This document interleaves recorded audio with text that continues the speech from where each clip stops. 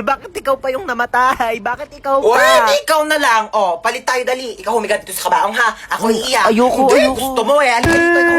Bakit ngayon ka namatay? Bakit ngayon? Hindi ko alam.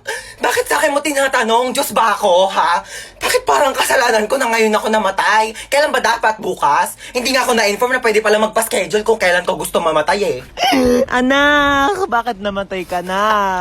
Nagtanong ka pa? Kaka-cellphone ko to kaya ako namatay. Mare, dito na ako Condolence ulit. Nag-take out pala ako ng sopas pati kape. Salamat.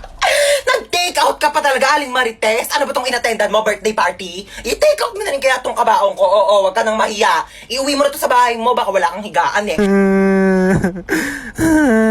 Ay! Naku, bakit nag-brown out? Naku po. Siguro si Hans to. Hans, huwag ka namang manakot, please. Excuse me, bakit ako sinisisi nyo? Kasalanan ko ba di kayo nagbayad ng kuryente, ha? Likey